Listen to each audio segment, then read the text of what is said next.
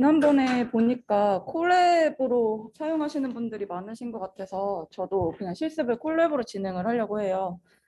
그래서 지금 여기 practice 2-1 useful TF API 파일을 열어주시고요.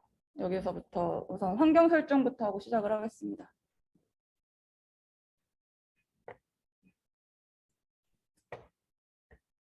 여기서는 이제 텐서플로우에서 제공하는 유용한 API들에 대해서 좀 더 학습을 해볼 겁니다. 네.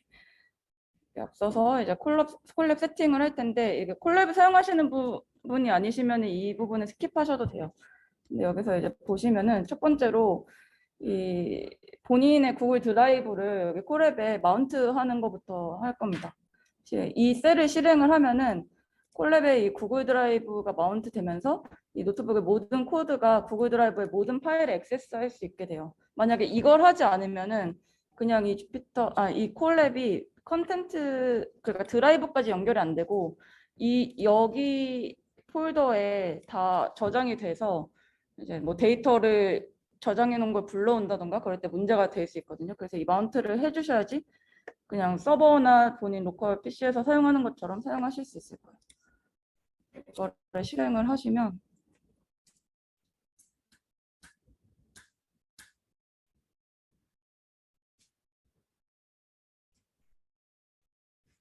네, 이게 뜨고 그냥 구글 드라이브에 연결을 하시면 됩니다.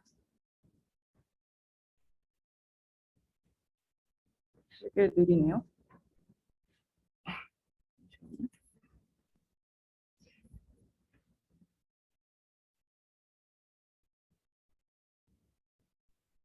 이렇게 느리시?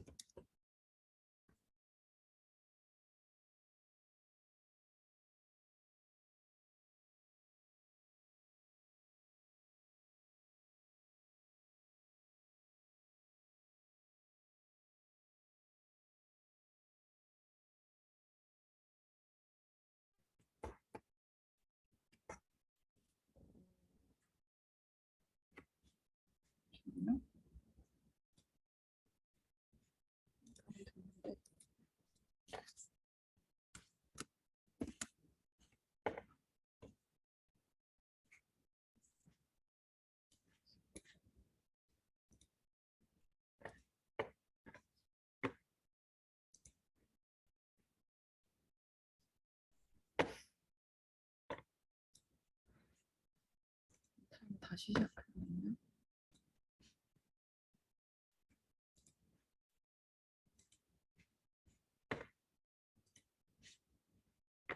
다시 마운트 해보겠습니다.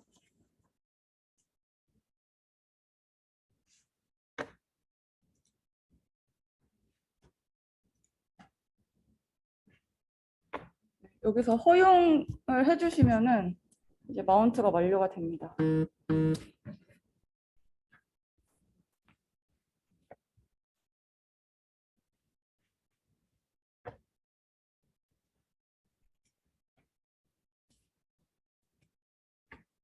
완료가 됐죠. 마운트가 여기 컨텐트 드라이브에 마운트가 된 거 확인하실 수 있고요. 여기서 이제 디렉토리를 저희가 원하는 디렉토리로 바꿔줘야 되잖아요. 지금은 그냥 구글 드라이브 전체에 되어 있고 이 콜렉 노트북 파일이 있는 폴더로 이동을 해볼게요. 그러면은 여기서 이 폴더 표시를 눌러주시고 예, 다 개인 드라이브에 하셨을 테니까 드라이브에 자기가 이 파일을 넣은 대로 한번 따라가 주세요. 그래서 이 폴더까지 이동을 하셨으면 옆에 점점점 되어 있는 걸 누르면 경로 복사라고 있거든요. 그 경로를 복사하셔서 여기 지금 제가 샵 표시해 놓은 거를 지우시고 이 퍼센트 표시가 여기서 매직 커맨드라고 하는데 매직 커맨드 CD를 한 다음에 뭐 리눅스 쓰셨던 분들은 아실 텐데 이게 그냥 뭐 디렉토리 옮기겠다라는 커맨드거든요. 그래서 여기에 지금 제가 copy and paste file directory here라고 써놓은 데다가 붙여넣기를 하시면 됩니다. 붙여넣기를 해서 셀을 실행을 해주세요. 그러면 원래는 이 드라이브까지 되어 있었는데 지금 이제 이 주피터 파일이 있는 폴더로 이동을 한 걸 확인하실 수가 있어요.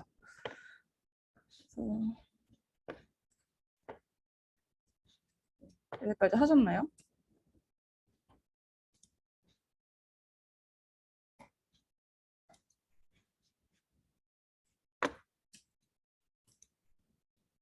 그러면 다 따라왔다고 생각을 하고 모듈도 기본 모듈 지난번이랑 사용했던 거랑 거의 동일한 모듈들 다 인포트 해보겠습니다. 혹시나 이게 제가 실습하는 내용을 잘 못 따라오실 수도 있어서 그러면은 텐서플로우 버전이 안 맞는 경우가 있을 수도 있거든요. 그래서 제 버전을 한번 보여드리면은 2.8.2 콜랩으로 사용하시는 분들은 다 동일할 거예요, 버전은. 그리고 한 2.5 이상 되면은 다 문제 없이 따라오실 수 있으실 거예요.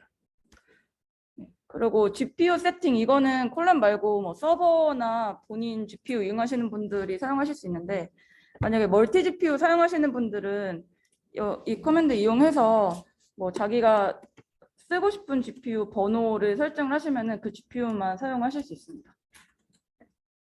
그리고 지금 콜랩에는 아마 GPU 1개가 할당이 되어 있을 텐데 이 셀을 실행하시면 여기에 GPU 개수가 나옵니다. 만약에 GPU 개수가 안 나오시는 분들은 여기 런타임에 가셔서 런타임 유형 변경을 한번 봐주세요. 그러면 여기 하드웨어 가속기가 GPU로 설정이 안 되어 있으면은 GPU가 안 뜰 수 있거든요. 그래서 이 부분까지 확인을 해서 GPU를 사용하는지 체크를 해주세요.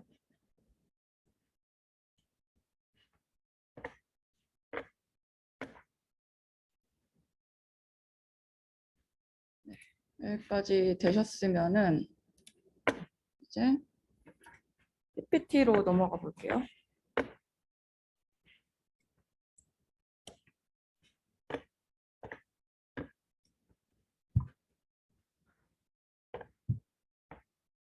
네, 문제 없으시죠? 질문 없으시죠?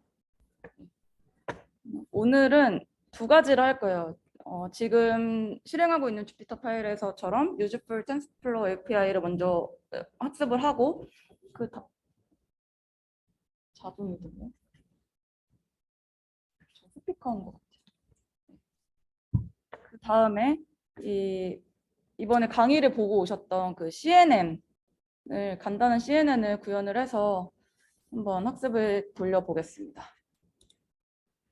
먼저 시작을 하면 데이터셋은 엠니스트 데이터셋을 쓸 거예요. 지난 시간에 잠깐 언급을 한 것 같은데 저희가 지난 시간에 패션 엠니스트를 썼는데 이번에는 그냥 0부터 9까지 손으로 쓰여진 숫자 이미지들로 구성된 엠니스트 데이터셋을 사용할 겁니다. 이 얀리쿤 교수님 여기 홈페이지 가면은 이 데이터셋에 대해서 좀 더 자세히 알 수 있고요. 이 데이터는 각 이미지가 28x 28 크기로 표준화되고 중심에 이런 손글씨들이 있는 데이터예요. 그리고 28x 28 곱해보면은 784개죠. 그 피처가 1D 넘파이 어레이로 되어 있고요. 6만 개의 트레이닝 셋과 1만 개의 테스트 셋으로 이루어져 있습니다. 그러면 데이터셋 로드부터 하고 넘어가겠습니다.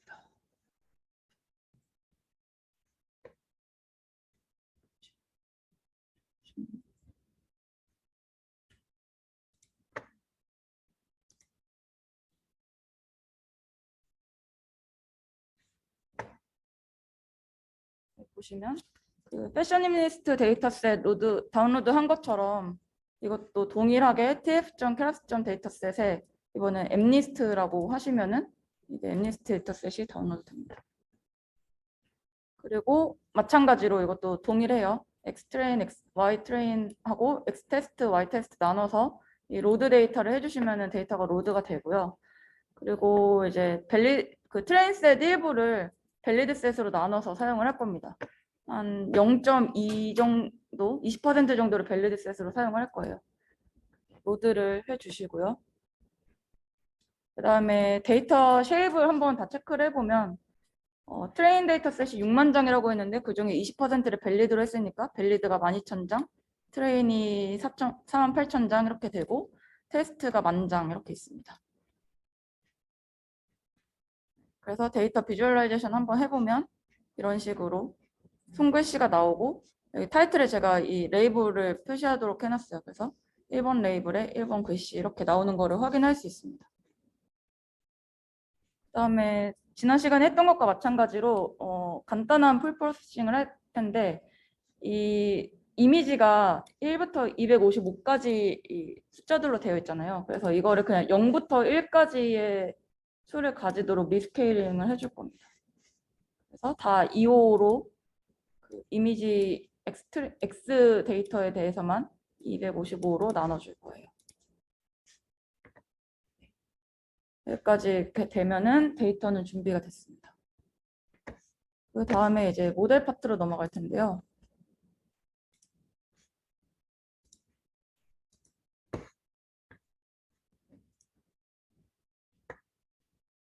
보시면 모델은 굉장히 간단한 MLP를 사용을 할 거예요.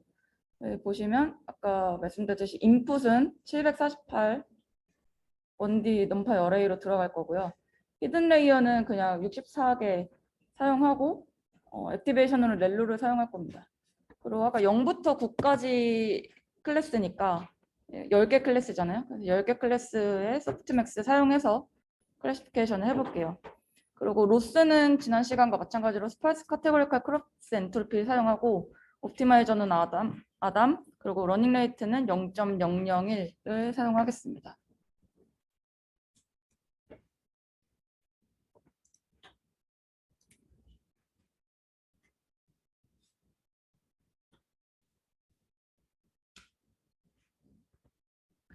이 시퀀셜 모델로 구현을 할 텐데 이 실습에서 이 모델을 여러 번 불러서 사용을 할 거라서 이번에는 그 함수 형태로 이 모델을 만들어 볼게요.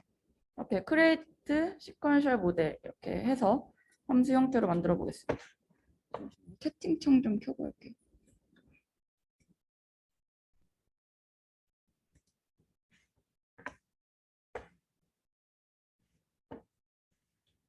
과제를 하셨으니까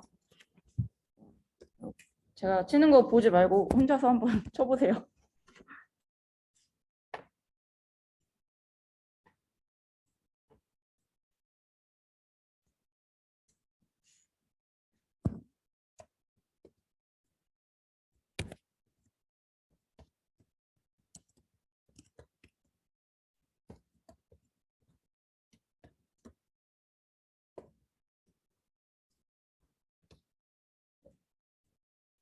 따라 치실 분들은 따라 치시고요. 처음에 플래튼을 시켜줘야겠죠. 그 다음에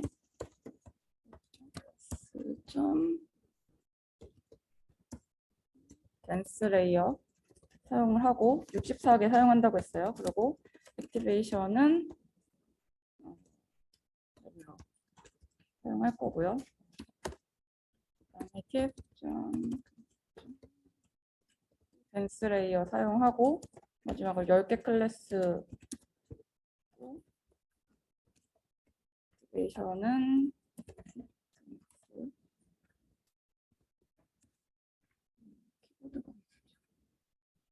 하겠습니다. 하셨죠?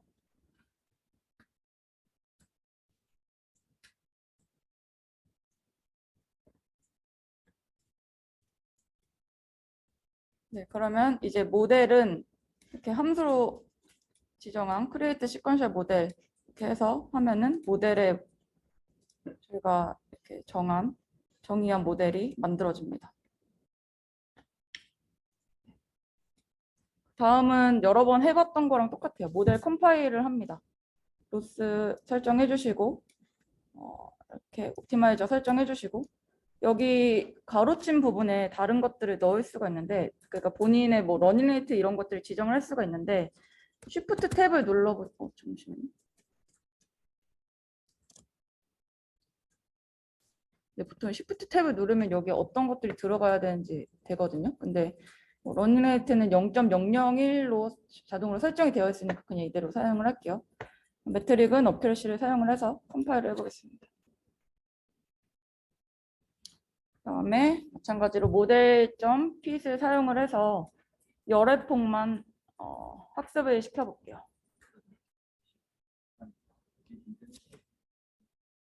네, 지금 얘가 그렇네요. 저 원래 주피터에서는 쉬프트 스텝을 사용하면 되는데 콜앱에서 잘 모르겠어요.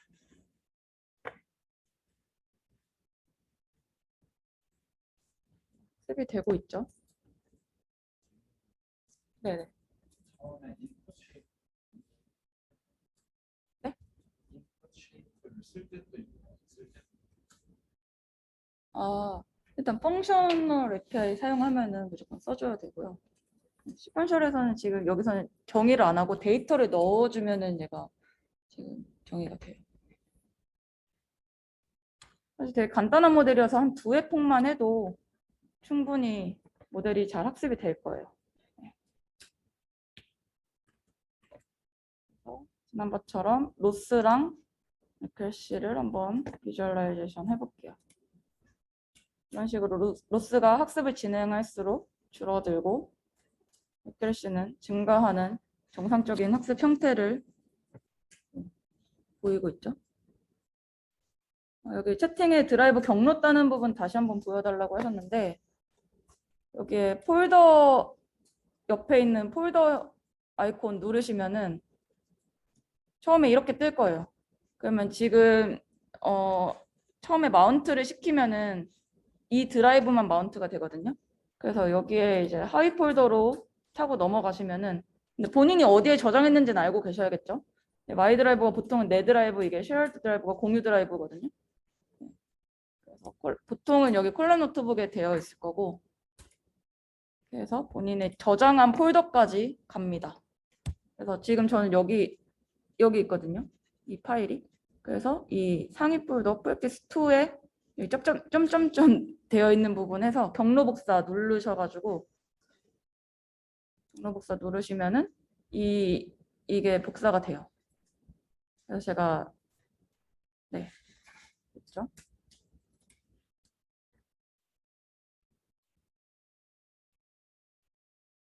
모델 학습까지 했고 이제 이밸류에이션 해보면은 테스트 셋을 했을 때 크래시가 한 0.97, 97% 정확도가 나옵니다. 네, 여기까지 됐고 이제 모델을 저장하고 이걸 다시 로드하는 거에 대해서 한번 해볼게요.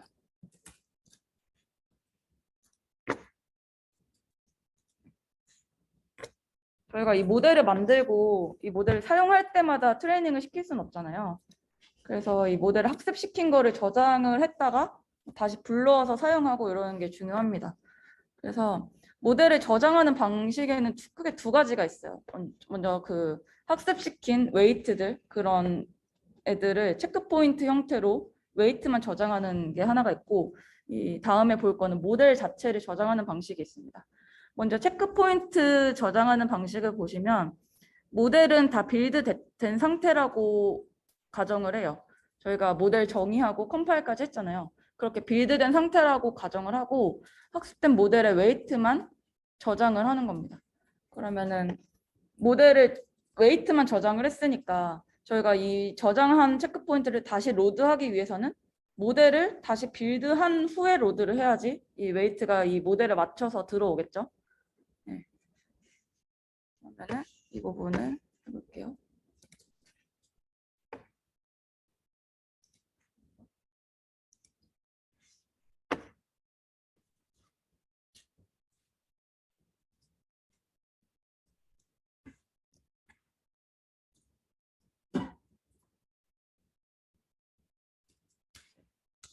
먼저 저장하기 전에 어디에 저장할 건지 정해 주셔야 되는데 저는 우선 이게 점 슬래시 하면은 이게 현재 폴더에 현재 폴더를 기준으로 생각을 옮겨간다고 생각을 하시면 돼요. 이제 현재 폴더 저는 아까 프랙티스 2에 있었죠. 거기에 이제 프랙티스 API라는 하위 폴더를 만들 겁니다. 그렇게 우선은 경로를 지정을 해주고 그 다음에 이 웨이트를 저장할 패스를 파람 패스라고 지정을 해볼게요. 그리고 여기 보시면 os.path.join이 있는데 이게 경로를 합쳐주는 역할을 해요. 그러니까 여기 세이브 루트까지 되어 있으면 지금 이렇게까지 경로가 지정이 된 거고 그 뒤에 합칠 경로를 이렇게 지정을 해주시면은 이게 슬래시로 돼서 경로처럼 이렇게 붙어요. 네, 그래서 사용하실 일이 많으실 테니까 기억을 해두시고 그러면은 이 practice API라는 하위 폴더에 체크 포인트라는 폴더를 만들고 거기에 model.ckpt 라는 확장자로 저장을 해볼게요.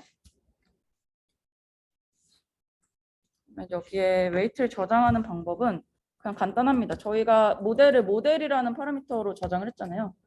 모델.save 언더바 웨이트 한 다음에 저장하고자 하는 패스 저는 파람 패스라고 했으니까 이렇게 해서 실행을 해줍니다. 제가 여기다가 프린트 이 패스를 한번 프린트 해봤어요. 그러면 아까 조인 했을 때 여기 슬래시로 붙는다고 했잖아요. 이런 식으로 붙습니다. 지금 이 폴더에 저장이 됐을 거예요. 그래서 폴더 확인해 보시면은 네, 여기에 새로 폴더가 생겼죠. Practice API라는 폴더가 생겼고 체크 포인트 아래 이게 지금 방금 저장한 체크 포인트들이 저장된 걸로 확인하실 수 있습니다. 그러면 이게 저장은 됐으니까 이걸 다시 불러오는 걸 해볼게요.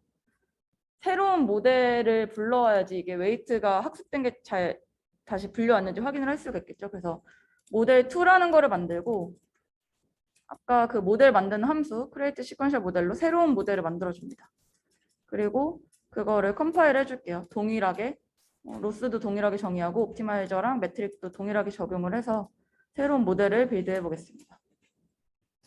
그러면 이제 모델 2의 웨이트들은 랜덤하게 이니셜라이즈 되어 있을 거 아니에요. 그러면 당연히 이밸류에이션 하면은 제대로 안 나오겠죠. 해보면 아까 97%까지 액큐러시가 나왔었는데 지금은 한 12% 정도밖에 나오지 않아요. 근데 여기다가 이제 저희가 저장했던 웨이트를 다시 로드를 시켜주는 거예요. 이것도 간단합니다. 먼저 우리가 모델 2에다가 로드를 할 거잖아요.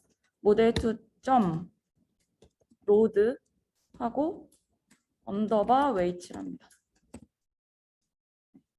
그 다음에 아까 저장했던 패스 파란 패스였죠? 이거 해가지고 그냥 로드를 해줍니다. 로드가 된 거예요.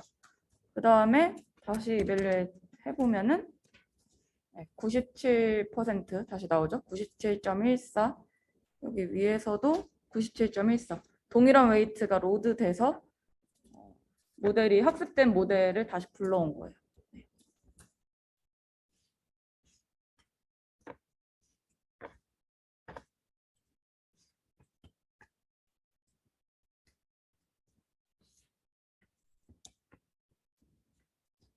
여기까지 문제 없으시죠?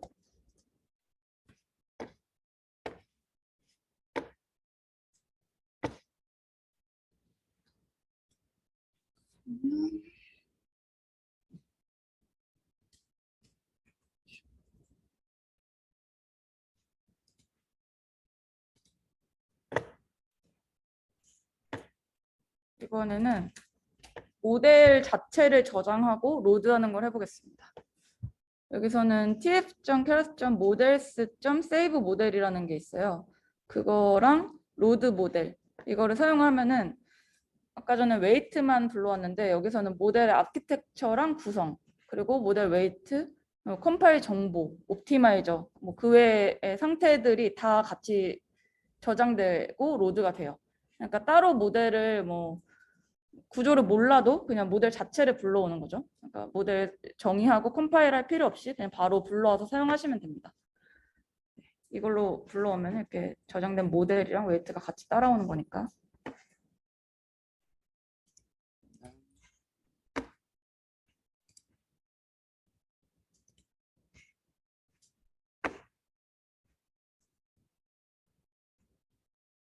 여기서 근데 앞서 설명드린 이 tf.class. model.save 모델 말고 두 가지 방식이 있어요.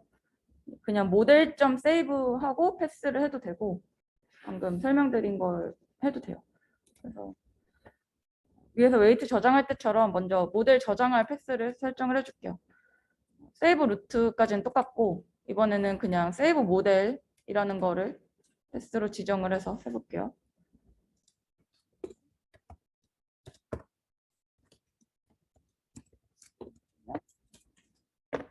여기 이제 저장이 될 거예요.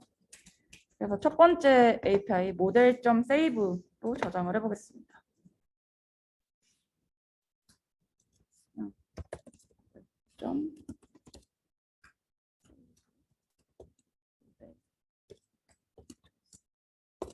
보시면은 아까 학습시킨 모델이 이렇게 저장이 됩니다.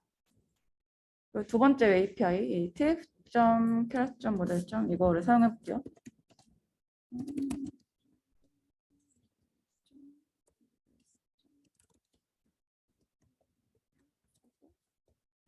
여기에는 먼저 저장할 모델을 먼저 정해 주시고 그 다음에 저장할 경로를 설정을 해주시면 됩니다. 그러면 이런 식으로 동일하게 저장이 돼요.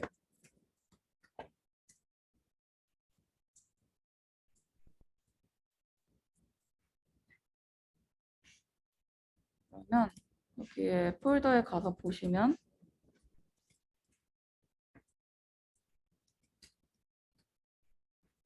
네, 여기 세이브 모델이라는 폴더가 새로 생겼고 이렇게 저장이 된 거를 확인할 수 있습니다. 여기 보시면 여러 개의 파일이 생성이 되는데 saved model.pb에는 모델 아키텍처랑 훈련에 사용된 거, 뭐 옵티마이저를 뭘 썼는지, 로스랑 매트릭 이런 게 저장이 되고요. 그리고 이런 웨이트 가중치들은 variable 폴더에 저장이 됩니다. 그리고 asset 폴더에는 텐서플로우가 결국에는 뭐 계산한 그래프를 생성해서 계산하는 거라고 했잖아요. 그래서 그래프 생성에 필요한 정보들이 여기 asset 폴더에 저장이 되어 있어요. 근데 이제 뭐 콜랩은 옆에 이렇게 폴더를 바로바로 확인하기 쉽게 되어 있는데 항상 이렇게 트리 구조로 그래프 구조로 볼 수는 없잖아요. 그래서 여기 os.listdir 이라고 하시면은 여기 패스에 어떤 폴더들이 들어있는지 하위 폴더들을 다 보여주거든요. 보시면은 여기 이런 식으로 다 저장이 되어 있는 거를 확인할 수가 있어요. 이것도 많이 사용할 테니까 기억을 해주시고요. 그 다음에 모델도 저장을 했으니까 로드를 해볼게요. 여기서는 이것도 새로운 변수로 해야겠죠. 이거는 loaded 모델이라고 할게요. 모델은 tf.class.models 여기까지 동일하고요. 여기도 load 모델 해주시면 됩니다. 그리고 저장했던 패스 해서 하고 모델이 잘 로드가 됐는지 모델을 서머리를 한번 해볼게요. 모델에 이 서머리하고 가로 열고 닫고 하시면은 이 모델이 어떻게 구성됐는지 보실 수 있거든요. 이런 식으로 저희가 정의한 대로 인풋이 784 그리고 64개 히든 레이어 10개의 클래시파이어 이렇게 나타난 거를 제대로 로드된 거를 확인하실 수 있어요. 그래서 이제 로드된 모델로 이밸루에이션을 또 해볼게요. 아까랑 동일하게 97.14% 글씨 나타내는 거를 확인할 수 있습니다.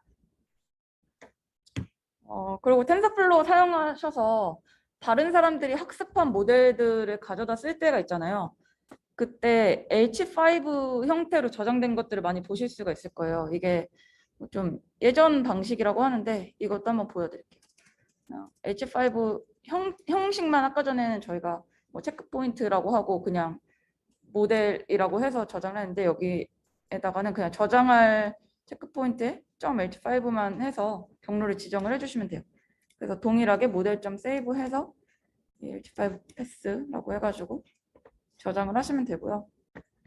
그 다음에 로드를 할 때도 그냥 동일하게 하시면 됩니다.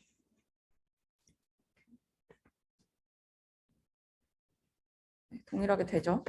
이렇게 H5 형식으로 저장할 수도 있고, 이런 파일을 이제 다른 데서 가져오셔도 당황하지 마시고 이렇게 로드를 해서 사용하시면 됩니다. 네, 여기까지 질문 있으신가요?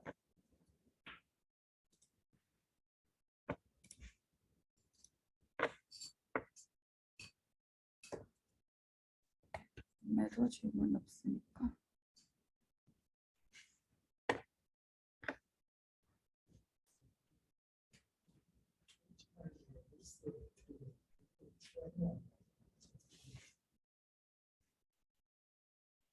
아, 제 앞서 모델 저장했을 때는 여기에 뭐 이 PB 파일에 로스랑 매트릭, 그러니까 학습할 때 사용했던 로스랑 매트릭이 다 같이 저장을 해놨다고 그랬잖아요. 근데 H5 형태는 이게 저장이 안 돼서 그냥 뭐 본인이 로스 뭘로 할지 이거를 다 다시 저장을 해줘야 돼요. 지정을 해줘야 돼요. 그러면 콜백으로 넘어가겠습니다. 그리고 이 콜백스 API는 모델을 트레이닝 할 때 중간에 그냥 트레이닝 말고 다른 작업들을 넣고 싶을 때 콜백 함수를 사용을 합니다. 이렇게 tif.class.callbacks의 콜백 라이브러리에 있는 빌트인 콜백 함수들이 되게 많거든요. 여기 홈페이지 가보시면은 사용할 수 있는 그런 빌트인 함수들이 굉장히 많아요. 그래서 그거 설명을 다 읽어보시고 뭐 필요한 거는 선택해서 사용하시면 됩니다. 그래서 주로 사용하는 것들만 한번 실습을 해볼 텐데요. 저희가 학습이 다 진행이 된 다음에 체크 포인트를 저장을 할 수가 있지만 이게 자동으로 저장이 되면 좋잖아요. 뭐 중간에 학습이 끊기더라도 저장이 됐던 시점에 체크 포인트를 다시 불러와서 다시 트레이닝을 할 수도 있고 그렇게 유용하게 사용을 할 수가 있어서 이 에폭이 끝날 때마다 체크 포인트 저장하는 걸 해볼 거고요. 그리고 에폭에 따른 러닝 레이트 조정. 이게 러닝 레이트를 처음부터 끝까지 동일하게 하는 게 아니고 뭐 처음엔 좀 크게 했다가 점점 에폭이 갈수록 줄여주는 방식이 있어요. 그렇게 되면 뭐 학습이 좀 더 잘 된다고 하는데 그렇게 러닝 레이트를 자동으로 조정하는 러닝 레이트 스케줄러를 한번 사용을 해볼 거고요. 그리고 얼리 스타핑. 이게 뭐 저희가 아까 이 모델 학습시킬 때 보시면은 10회폭을 돌렸지만 한 2회폭 정도에서도 액큐러시가 96% 정도 나왔잖아요. 그러니까 그 정도까지 학습시킬 필요가 없을 수가 있어요. 그러니까 에폭을 많이 지정을 해두고 뭐 밸리데이션 액큐러시가 밸리데이션 로스가 정체되어 있다. 줄어들지 않는다. 그러면 뭐 한 3회폭 동안 줄어들지 않는다. 그러면 그냥 학습을 멈춰라. 이런 식으로 해서 학습이 좀 더 효율적으로 할 수 있거든요. 그래서 얼리 스타핑도 한번 해볼 거고요.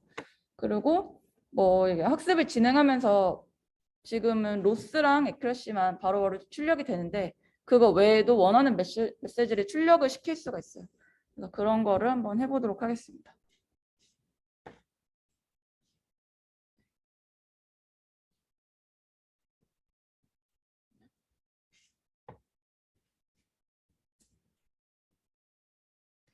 그래서 이거를 그냥 보고 넘어갈게요.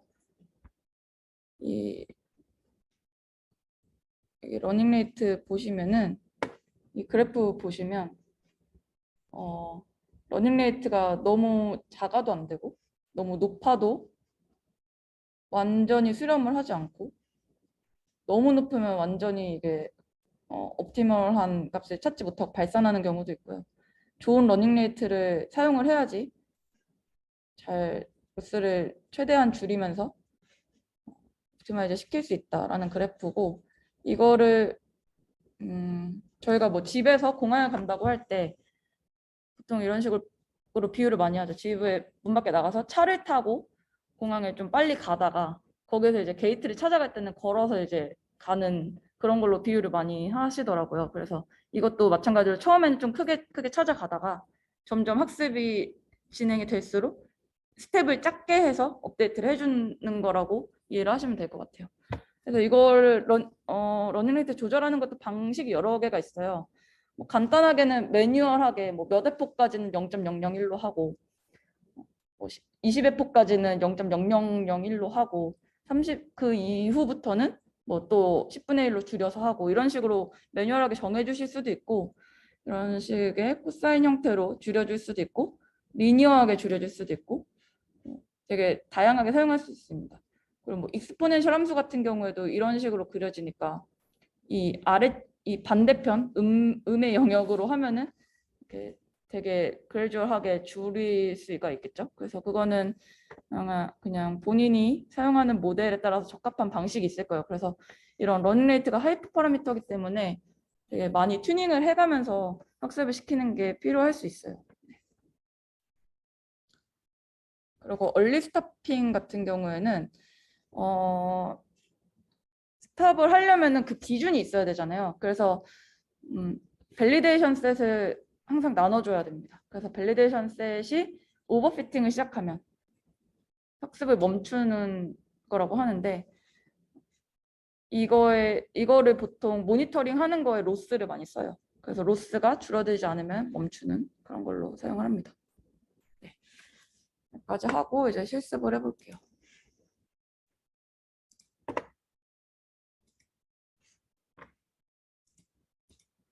체크 포인트를 저장하는 거는 그냥 먼저 디렉토리만 설정을 해볼게요.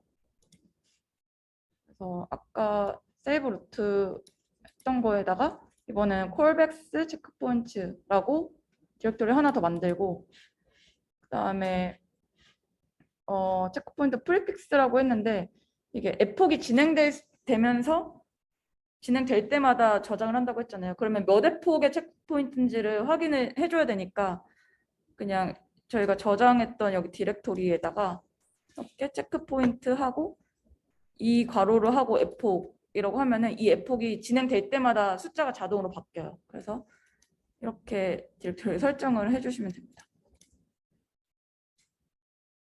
그다음에 러닝레이트 스케줄러를 사용을 해볼 텐데 먼저 여기 DK 부분은 매뉴얼하게 한번 설정을 해보고 이 EXP DK라고 설정한 데는 익스포넨셜 방식으로 한번 러닝레이트 DK를 한번 해볼게요. 그래서 먼저 여기서는 만약에 에폭이 3 이하다. 저희는 열의 폭을 돌릴 거거든요. 그래서 만약에 3 이하다. 그러면은 리턴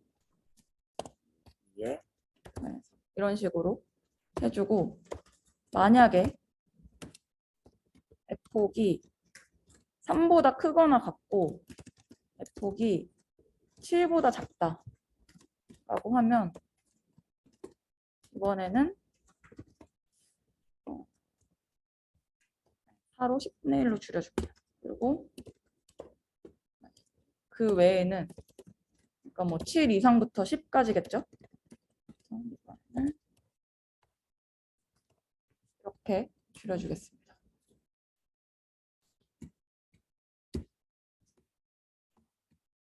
그리고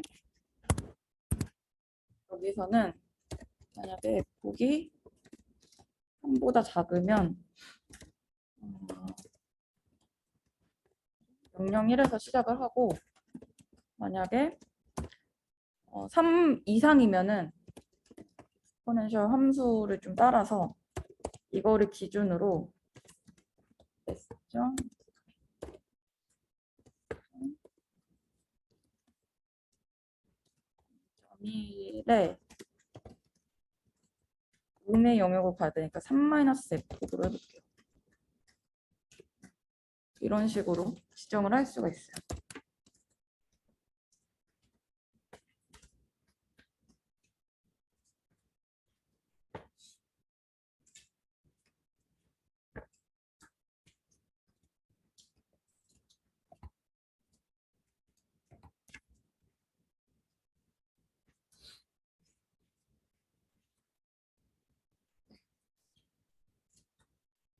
그리고 원하는 메시지를 출력할 수도 있다고 했잖아요. 그거는 따로 이 클래스를 정의를 해줘 볼게요. 이 프린트 LR, 그러니까 러닝 레이트를 출력하는 클래스를 한번 설정을 해서 콜백에 넣어 보겠습니다. 여기서는 정하고 싶은 이 클래스 명을 해주고 여기다가 이 아까 보셨던 tf.class.callbacks.callback을 상속 받아 오시면 되고요. 그 다음에 f폭이 끝날 때 이걸 출력하는 함수를 지정을 해볼게요. 그래서 f폭을 변수로 받고 여기 f폭 가로 하면은 f폭의 몇 번째 f폭인지가 나올 거예요. 자동으로 출력이 될 거고 그다음에 running rate is 이렇게 해서 첫 번째에는 f폭이 들어갈 거고 두 번째는 model.optimize.lr.numpy 하면은 running rate가 지금 현재 running rate가 나오거든요. 그래서 그게 여기에 자동으로 들어가서 출력이 될 거예요.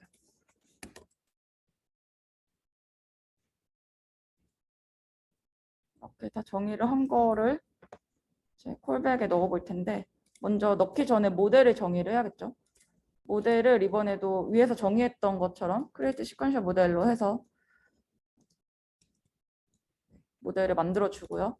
컴파일까지 해주겠습니다.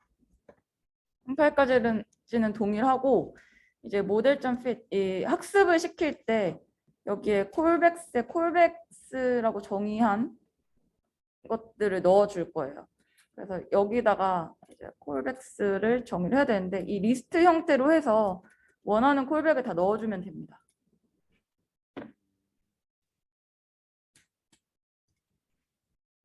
잠시만요.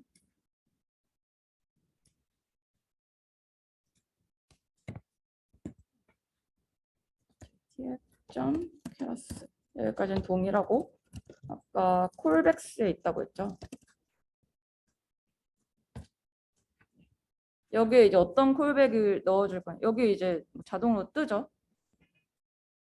많이 사용하는 것들이 여기 있습니다. 먼저 첫 번째로 모델 체크 포인트 여기에는 없네요. 네, 여기 모델 체크 포인트를 넣어줘 볼게요. 이거는 어떻게 사용이 되냐면 여기 나오네요. 뭐 파일 패스를 사용을 하고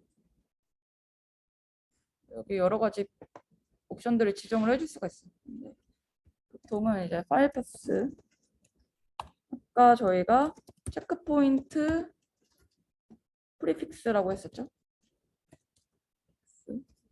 예, 설정한 경로를 넣어주고 그다음에 save weight only라는 옵션이 있는데 이거를 true로 해줄게요.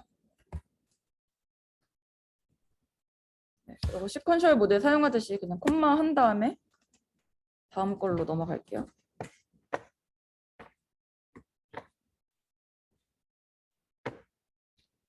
여기까지는 계속 동일하게 사용이 되니까 붙여 넣으시고 이번에는 여기 러닝 레이트 스케줄러라는 콜백이 있어요. 이거를 가지고 와서 먼저 뭐 DK로 해볼까요? 저희가 매뉴얼리 했던 DK를 가지고 스케줄링을 하겠습니다. 다음에 얼리 스타핑도 여기 나오죠. 얼리 스타핑에서 이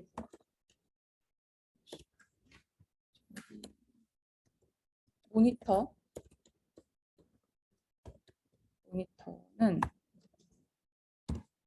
그러니까 뭘 모니터링해서 스탑해 줄 거냐인데 여기서는 저희는 로스를 사용을 할게요. 밸리데이션 로스를 말하는 거고요. 이제 페이션스라는 게 있는데 몇 번이나 관찰을 하고 멈춰 줄 거냐. 그래서 3번 정도 로스에 큰 변화가 없으면은 스탑을 해주겠다라는 거고요. 그다음에 마지막으로 저희가 정의했던 프린트 LR이라는 거를 넣어주겠습니다.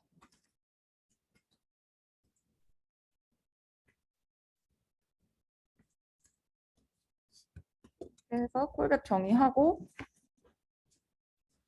동일하게 학습을 시켜주는데 제가 지금 여기 적어놓은 거에는 밸리데이션 셋이 없어서 그냥 트레인 로스로 봐야겠네요. 트레인 로스가 변화가 없으면은 스탑이 될 거예요. 이거를 해볼게요.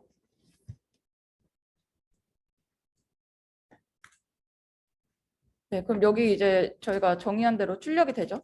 F1의 러닝 레이트는 0.001 이렇게 저희가 2의 마이너스 3으로 정의를 했으니까 이렇게 출력이 되고요. 세 번째까지는 동일했죠. 그러니까 3 이하니까 0, 1, 2 F이고 그다음에 여기 네 번째부터는 변하는 걸 확인할 수 있어요.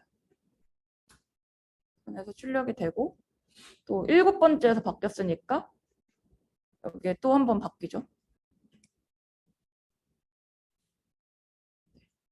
이런 식으로 러닝 레이트가 줄어들게 하면서 학습을 시킬 수가 있습니다. 다 잘 되시죠? 네, 네. 콜백은 하지만 내 폭이 끝날 때마다 저기에 담겨 있는 걸 실행시킨다. 네, 네, 네, 맞아요. 여기 보시면은 그냥 트레이닝 중간에 원하는 작업을 계속 넣어주는 거예요. F 중간중간마다. 그래서 되게 많아요. 아까 여기 콜백스까지만 치면 되게 많이 나왔잖아요. 뭐 그것들이 다 여기 문서에 있거든요. 뭐가 어떤 역할을 해주는 건지. 그래서 그거 보시고 필요한 기능 가져다 쓰시면 돼요. 그리고 나중에 여기 러닝레이트 스케줄러를 DK 말고 아까 위에서 정의했던 EXP DK로 해서 어떻게 출력이 되는지 뭐 확인해 보셔도 좋을 것 같아요.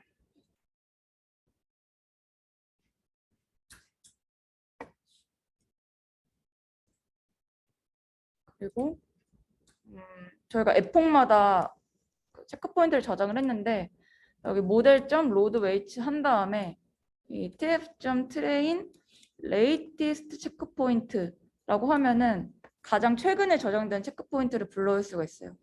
저희가 지정했던 체크 포인트 디렉토리에서 가장 최근에 저장한 애를 불러올 수가 있습니다. 그럼 10번째 에폭 돌아간 다음에 저장된 체크 포인트가 불려올 거고 그거를 가지고 테스트를 해보면 이런 식으로 모델을 탈 수가 있습니다. 그리고 이건 간단한 모델이어서 뭐 열애폭 돌렸을 때 이렇게 됐는데 열애폭 돌렸는데 학습이 안 끝났다. 그러면은 최근에 저장한 체크 포인트를 가져와서 추가로 에폭을 더 돌려줄 수도 있겠죠.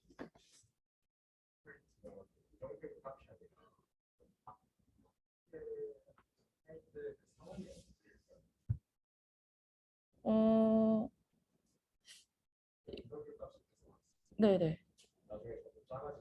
네. 뭐 그 상황이 딱 뭐다라고 정의하기가 뭐 한 게 이게 모델마다도 다르고 어떤 태스크를 하느냐에 따라서도 다르고 그런데 지금은 되게 간단한 모델이었는데 보통은 복잡한 모델로 넘어가면은 웬만하면 사용을 하는 것 같아요. 네. 그리고 스케줄러를 뭘 사용하느냐에 따라서 뭐 트레이닝이 안 되던 게 좀 잘 될 때도 있고 이게 정말 하이퍼 파라미터라서 많은 실험이 좀 필요한 영역인 것 같아요. 그래서 이런 방법을 알고 있어야지 다양한 모델을 학습시킬 때 유용하게 사용을 하실 수가 있겠죠. 줌에도 질문이 없네요. 그러면 마지막으로 텐서보드에 대해서 설명을 하겠습니다. 네, 텐서보드는 텐서플로우 시각화 도구예요. 그래서 실험에 필요한 시각화 및 도구를 제공한다라고 되어 있죠. 여기 변하는 거 보시면은 뭐 저희가 그래프로 출력했던 에큐러시랑 로스 변화도 보일 수 있고 뭐 웨이트들이 어떻게 분포되고 되었는지 그런 것들도 나중에 확인할 수 있고 이런 식으로 다양하게 그냥 실험할 때 내가 궁금한 것들을 시각화를 좀 편하게 할 수 있게 도와주는 툴이라고 보시면 돼요. 이것도 이 공식 문서 한번 보시면은 나중에 사용하실 때 유용할 거예요. 네. 이걸 한번 해보겠습니다. 이것도 활용하는 방법이 여러 개가 있는데 여기서는 콜백을 배웠으니까 콜백을 이용을 해서 텐서보드를 불러오는 거를 실습을 해보겠습니다. 주피터에서는 이 퍼센트 매직 커맨드 로드 ext를 해서 텐서보드를 하면은 텐서보드를 보실 수가 있고요. 모델을 새롭게 정의를 해볼게요. 시퀀셜 모델이라고 해서 동일하게 create 시퀀셜 모델 이 함수를 사용해서 불러오고 정의를 하고 그다음에 컴파일까지 해주겠습니다. 여기까지는 이제 굉장히 익숙하실 거고 그다음에 학습이 되지 않았으니까 마찬가지로 거의 10%대 액큐러시를 나타내겠죠. 학습 전에는. 그다음에 여기다가 이제 텐서보드를 불러올 수 있는 콜백을 정의를 할 거예요. 먼저 텐서보드는 어떤 학습을 시킬 때 로그들이 쌓여 있어야지 그거를 시각화할 수 있겠죠. 그래서 로그 디렉토리를 한번 설정을 해보겠습니다. 그래서는 현재 저 같은 경우는 아까 practice2 폴더에 logs라는 폴더를 하나 생성을 하고 new 모델 1번으로 이거에 로그를 저장을 해볼게요. 그리고 텐서보드 콜백을 지정을 해서 콜백 여기서는 텐서보드라는 게 있어요. 여기다가 저희가 설정한 로그 디렉토리를 받고 네, 여기까지만 설정을 하셔도 되고 뭐 여기 히스토그램 프리퀀시가 있는데 이게 뭐 웨이트들의 그런 분포도 히스토그램을 몇 번에 한 번씩 여기 프리퀀시가 그냥 에폭이라고 생각하시면 되거든요. 0이면은 계산을 하지 않고 1이라고 하면은 매 에폭마다 이 히스토그램을 계산을 해서 나중에 시각화할 수 있고 뭐 2, 3 이런 식으로 에폭을 건너뛰어가면서 할 수도 있겠죠. 그래서 저희는 히스토그램 프리퀀시를 1로 설정을 하고 콜백을 지정을 해볼게요. 그 다음에 위에서랑 같이 모델.fit을 하고 열 에폭을 돌릴 텐데 콜백스에 텐서보드 콜백 이것만 넣어서 학습을 시켜보겠습니다.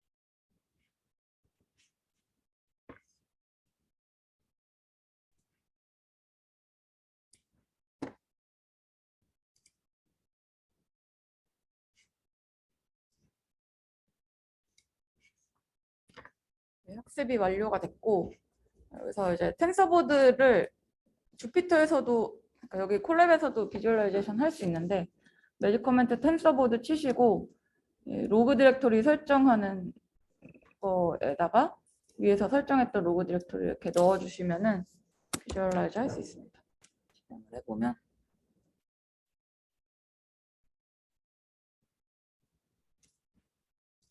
실행을 해볼게요. 이런 식으로 나오죠.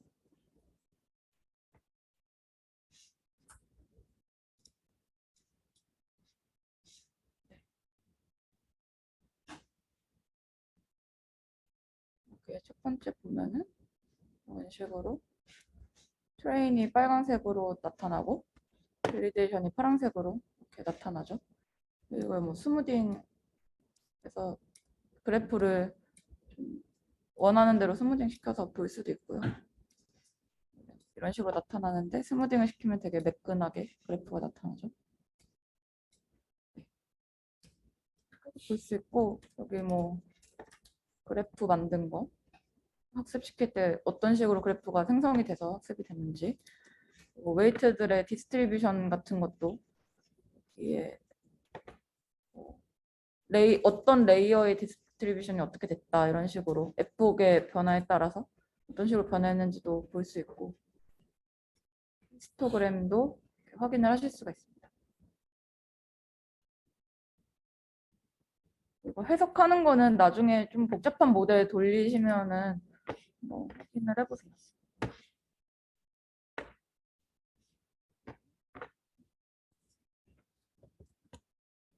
셋업 아까 하셨던 것처럼 이렇게 마운트 해가지고 셋업 해주시면 되고요.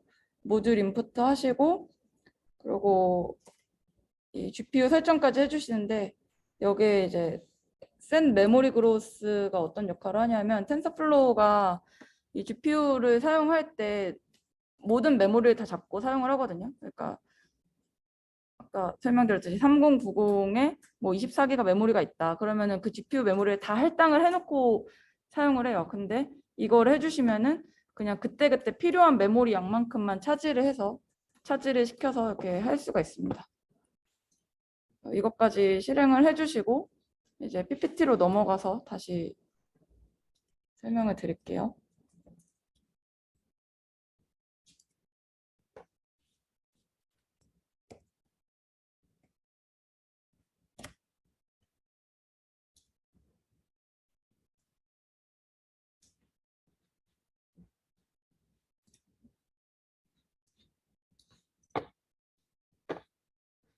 그래서 CNN을 이용해서 2D 클래시피케이션을 해볼 텐데요. 먼저 데이터셋은 MLP 실습이랑 동일하게 패션 엠니스트 데이터셋을 이용을 할 겁니다. 동일한 데이터셋인데 MLP로 했을 때랑 CNN으로 했을 때 좀 비교를 하면서 실습을 해볼 거예요. 근데 이 MLP를 할 때랑 다른 게 데이터 쉐입을 좀 변경을 해줘야 되거든요. 컨볼루션 레이어에서는 이 HWC 형태, 이 C가 채널인데 이 채널까지 요구를 해요. 그래서 이 채널 디멘전을 추가를 해줘야 됩니다. 무슨 얘기냐 하면 이 강의를 들으셔서 알겠지만 이미지를 컨볼루션 레이어가 이렇게 훑어가면서 할 텐데 이 잠시만요.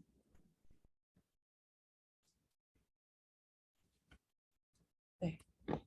이 필터의 채널까지 요구를 하는 게 모노톤 같은 경우에는 그냥 채널이 하나지만 RGB 같은 경우에는 채널이 3개잖아요. RGB 채널이 있으니까 이 컨볼루션 필터도 이렇게 3개의 채널로 다 한 채널 한 채널 한 채널 해서 합쳐주게 되는데 그래서 채널 정보까지 넣어줘야지 이게 계산이 됩니다.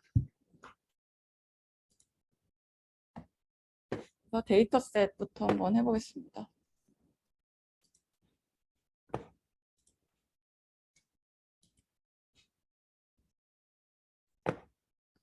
데이터를 로드할게요. 이건 MLP랑 동일하니까 빨리빨리 넘어가도록 하겠습니다.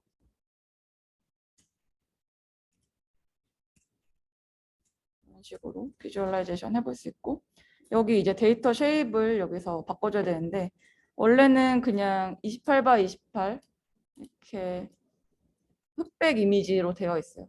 그래서 채널을 추가해야 되는데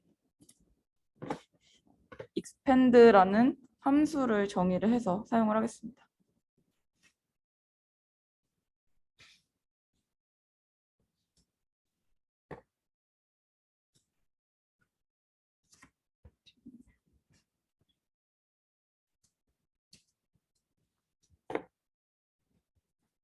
이거는 numpy에 있는 걸 사용을 할 거예요. 위에서 저희가 numpy, import numpy as np라고 했거든요. 그래서 np가 numpy에 있는 numpy이고요.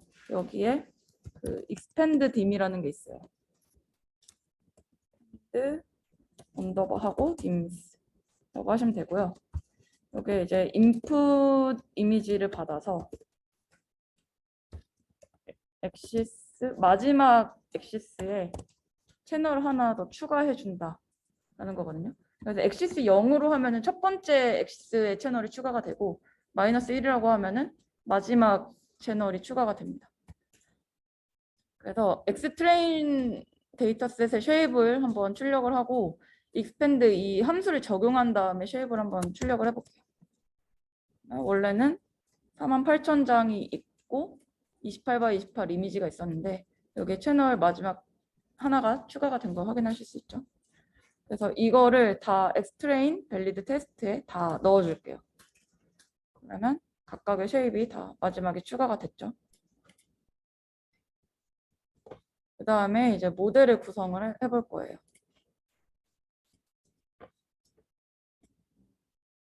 모델은 그냥 간단한 컨볼루션 레이어를 사용을 할 겁니다. 여기 인풋이 들어가서 필터 사이즈, 그러니까 이거는 그 필터의 개수라고 생각을 하시면 되고요. 커널 사이즈, 그러니까 컨볼루션 레이어의 커널이 3x3 커널을 사용할 겁니다. 그리고 액티베이션 렐루를 사용을 하고 한 번 지난 다음에 맥스풀링을 해줄 거예요. 그러면은 사이즈가 줄어들겠죠. 그 다음에 이제 필터 사이즈 128로 한 번 더 컨볼루션을 통과시키고 맥스풀링하고 그 다음에 플래튼에서 덴스 레이어 거쳐서 소프트맥스로 10개 클래스 구분하는 그런 모델을 만들어 볼 겁니다.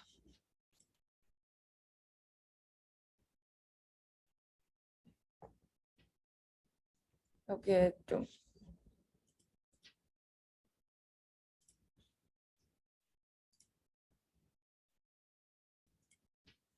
여기 주피터에 이제 설명을 좀 더 써놨으니까 참고하시고요. 이 컴브 2D랑 맥스풀은 굉장히 많이 사용하게 될 테니까 이번 실습을 통해서 좀 익숙하게 해두시면 좋을 것 같아요. 모델은 시퀀셜 API를 이용해서 구성을 해보겠습니다.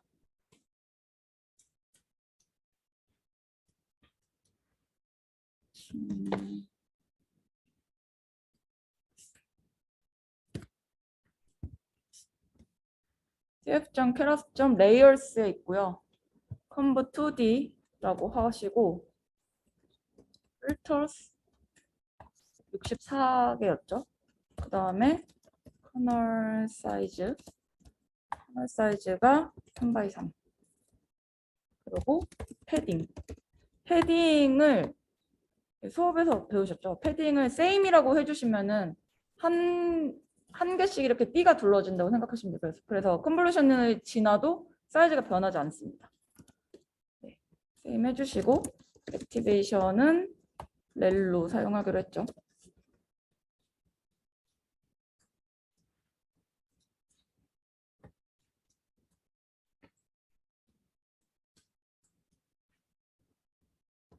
그리고 input shape은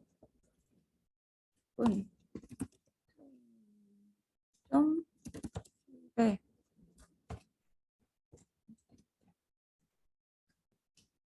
이렇게 해줄게요. 잘 보이시게.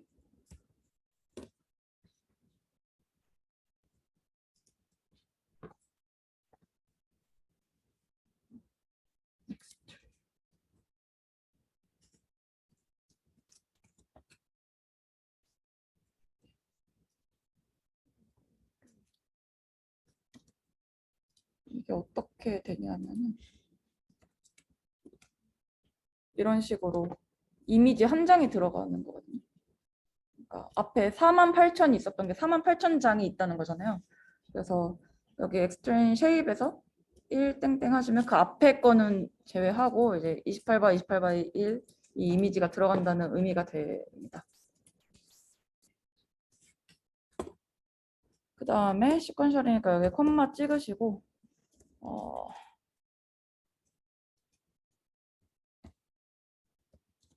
위에 나와 있는 대로 해주시면 돼요.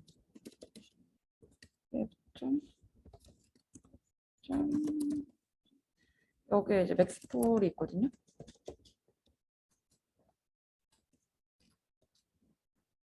그러면은 사이즈가 저희가 Y2 사용하고 그다음에 스트라이드도 뭔지 아시죠? 이것도 이렇게 아웃풋 사이즈가 좀 줄어들겠죠? 맥스풀을 했고 여기까지 한번 복사를 해서 컨볼루션 레이어를 한 번 더 거치기로 했죠. 이번에는 필터가 98. 그다음에 커널 사이즈는 동일하고 패딩도 동일하고 액티베이션 렐로 사용을 합니다. 히든 레이어니까 인풋 쉐입은 쓰지 않고 그다음에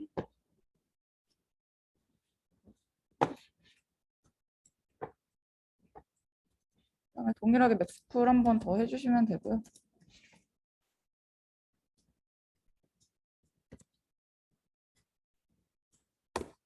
네, 여기까지 하셨죠?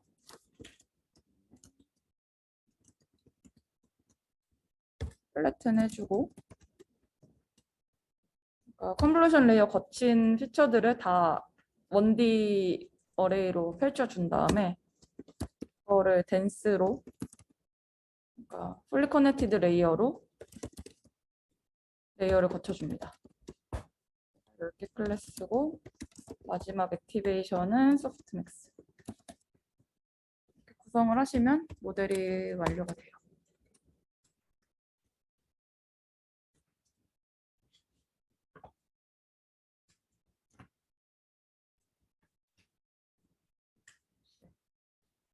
그다음에 모델을 컴파일 해볼게요.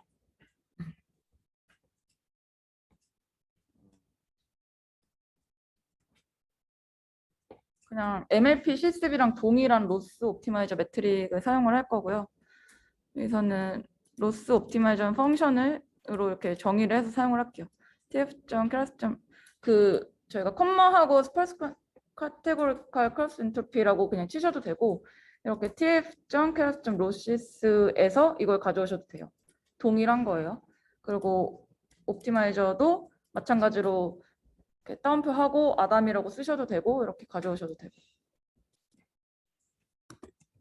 설정을 하고 MLP 모델이랑 동일하게 컴파일을 해줄게요.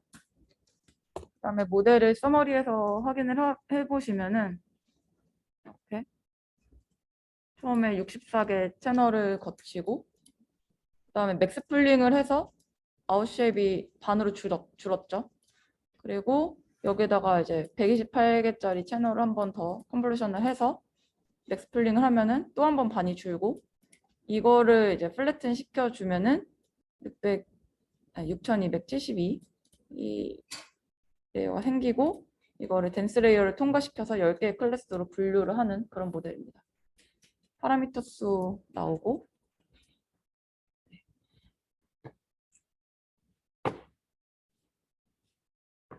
여기까지 문제 없으시죠? 트레이닝을 할 텐데 콜백을 방금 전에 배운 콜백을 사용을 해볼게요. 체크포인트 디렉토리는 practice CNN으로 해서 여기다가 트레이닝 체크포인트 CNN이라고 적용을 하고 이거를 마찬가지로 체크포인트 프리픽스를 만들어주고 이 러닝 레이트 디케이는 매뉴얼하게 정했던 걸로 사용을 해볼게요. 그래서 모델 체크포인트 저장하는 거랑 러닝 레이트 스케줄러만 콜백에 넣어가지고 트레이닝을 해보겠습니다.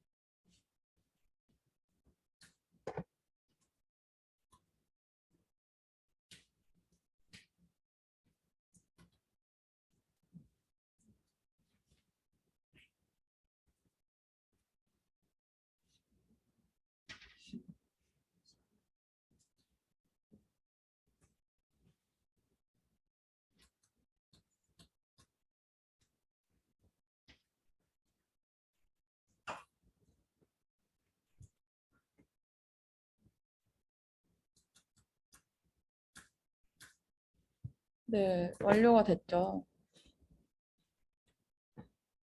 그래서 로스랑 에크래쉬를 그려볼게요. 이렇게 나타납니다.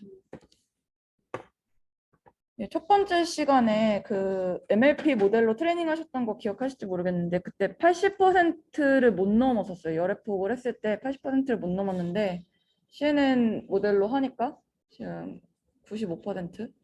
네, 이밸류에이션을 해도 한 90%는 넘을 거예요. 테스트로 이벨루에이트 해볼게요. 91%, 거의 92% 가까이 나오는 것을 확인할 수 있습니다. 또 MLP에서랑 마찬가지로 프레딕션에서 그냥 이미지 하나 뽑아가지고 플롯을 해볼게요. 이렇게 프로버 나오고 양도 예측값이 나오죠. 굉장히 정확하게 예측을 하는 것을 확인하실 수 있습니다. 이미지에는 CNN 모델이 더 MLP 모델보다 좀 더 좋다. 이거를 실습을 통해서 확인하실 수 있습니다. 질문 있으신가요?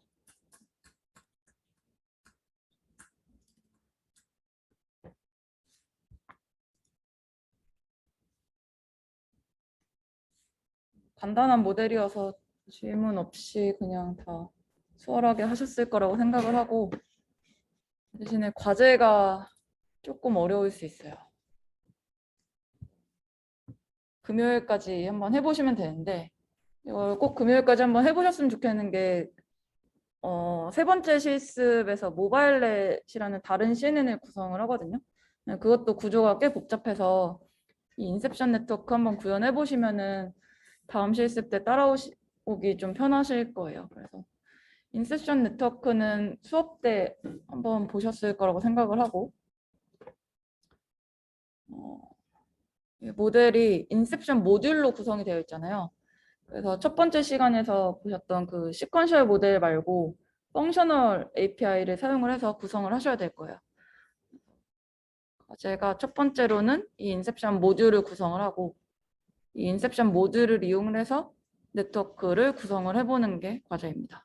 그래서 여기에 뭐 이런 패치 사이즈, 스트라이드, 그리고 아웃풋 사이즈 다 적어놨고요.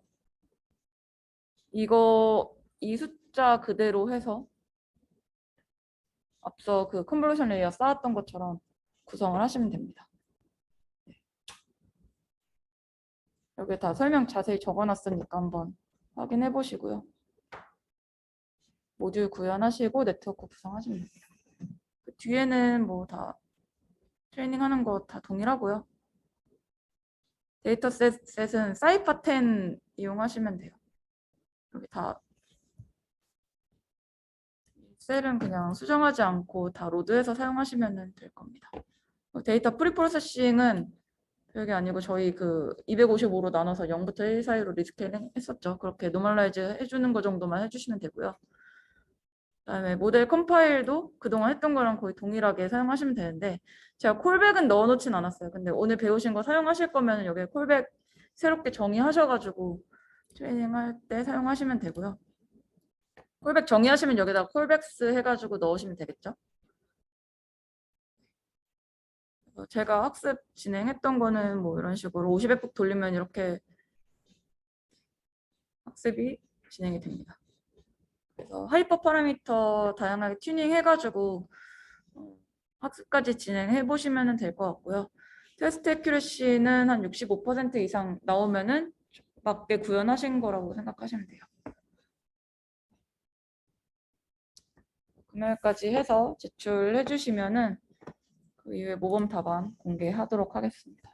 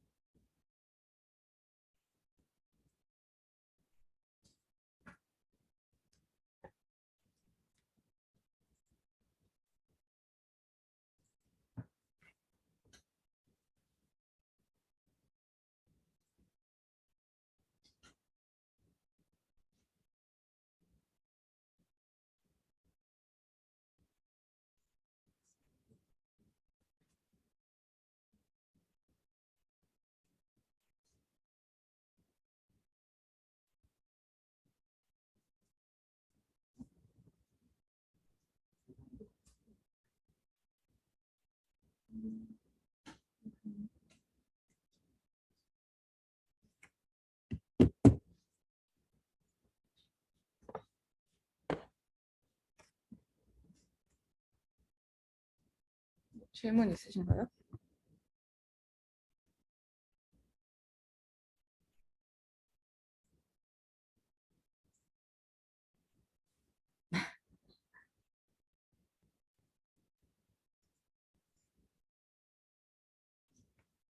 줌에 계신 분들 소회의실로 한번 나눠야 될 것 같은데, 지금 여기 오프라인으로 오신 분들도 조별로 한번 모여서 얘기 나누시면 좋을 것 같아요.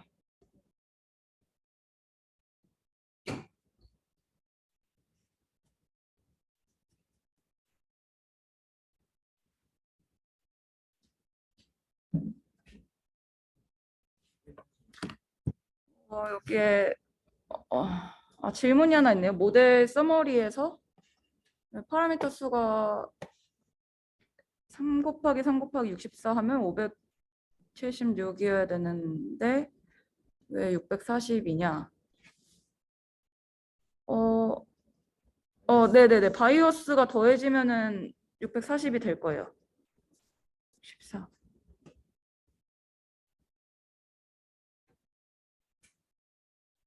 그리고 데이터 프리프로세싱에서 2호로 나눠야 되는지, 이미지가 그 RGB 각각 255개로 돼서 색깔이 표현이 되잖아요. 그래서 1부터 255 인티저로 다 그 표현이 되어 있는데, 그거를 그냥 1부터 0까지의 숫자로 스케일을 바꿔주는 겁니다.